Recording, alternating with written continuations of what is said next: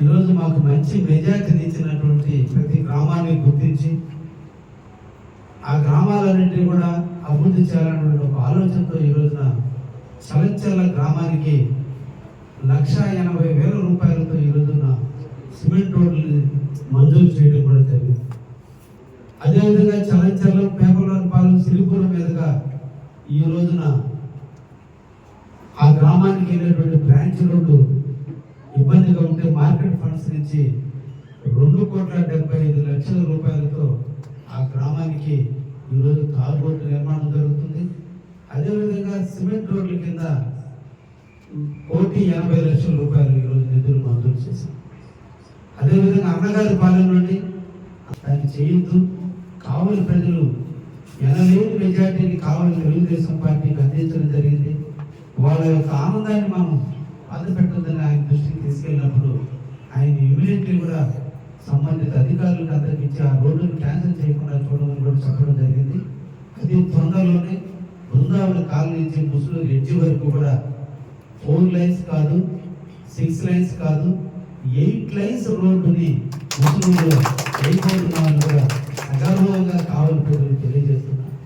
Drain to drain ఒకవైపు drain నుంచి ఇంకొక వైపు డ్రైన్ ఉన్న మధ్యలో అంతా కూడా బీటీ రోడ్డు ఏర్పాటు చేసి ఈ రోజున 8 లైన్స్ రోడ్డుగా కావలికి ఒక తలమానికంగా ఉండే విధంగా ఈ రోడ్డును రూపొందించబోతున్నామని కూడా కావలి ప్రజలకి కాపు కాసే వ్యక్తిగా తెలియజేస్తూ ఉన్నాం. అదేవిధంగా కావలి ప్రజలందరూ కూడా ఆరోగ్యంగా ఉండాలి, ఆరోగ్యంగా జీవించాలి. ఆరోగ్యవంతులుగా ఉండాలంటే శారీరక దృఢత్వాన్ని, మానసిక వికాసాన్ని పెంచుకోవాలి. కాబట్టి ఇప్పుడు ఆరోగ్యం మీద శ్రద్ధలు పెరిగిన తరుణంలో ప్రతి ఒక్కరూ నడిచేదానికి వాకింగ్ ట్రాకులు లేక చాలా ఇబ్బందులు ఎదుర్కొంటున్నారు. అందుకోసంగా కావలి మినీ స్టేడియంలో ముందు మినీ స్టేడియం నిర్మించమని చెప్పి 2,80,00,000 రూపాయలతో 2014-19 మధ్య కాలంలో 2017 సంవత్సరంలో నిధులు మంజూరైతే సంబంధిత కాంట్రాక్టర్ 30 లక్షల రూపాయలు మాత్రమే బేస్ మట్టాలు వేస్తే మొన్నటువంటి శాప్ చైర్మన్ కావచ్చు, అంతకుముందు దానికి సంబంధిత మినిస్టర్ రామప్రసాద్ రెడ్డి కావచ్చు ఆహ్వానించడం జరిగింది. అతి తొందరలోనే వాటిని డిపిఆర్లు కూడా తయారు చేసి మరలా నిధుల్ని మళ్ళీ వెనక్కి తీసుకొచ్చి ఆ ఇండోర్ స్టేడియంని పూర్తి చేయడానికి కూడా ప్రభుత్వం సన్నద్ధమైంది కూడా ఈ సందర్భంగా తెలియజేస్తున్నారు.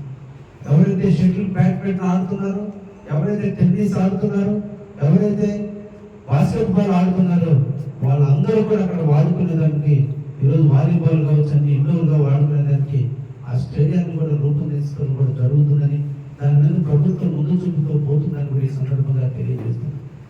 ఇంకా కూడా కావలి విస్తరణ జరుగుతుంది. మందారి చెరువు ఈరోజు ఆయకట్టుగా తగ్గిపోయింది.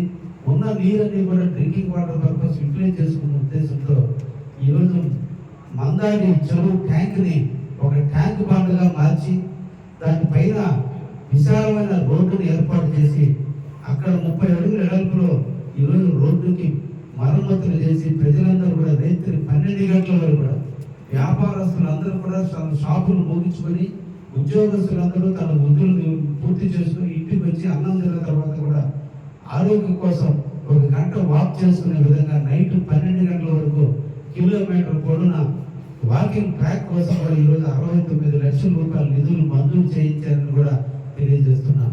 అతి తొందరలోనే ఈరోజు ఆ వాకింగ్ ట్రాక్ దానికి సంబంధించిన లైట్లు, దానికి సంబంధించిన కుర్చీలు అన్నీ కూడా ఏర్పాటు చేసి అక్కడ రోడ్డుకి తూర్పు వైపున గ్రీనరీ అంతా కూడా ఏర్పాటు చేసి కావలిలో ఒక ఈట్ స్ట్రీట్ తినాలనుకున్నటువంటి వాళ్ళు అందరూ కూడా వచ్చి సాయంత్రం 6 గంటల నుంచి 12 గంటల వరకు ఒక ఈట్ స్ట్రీట్ని ఏర్పరచాలి.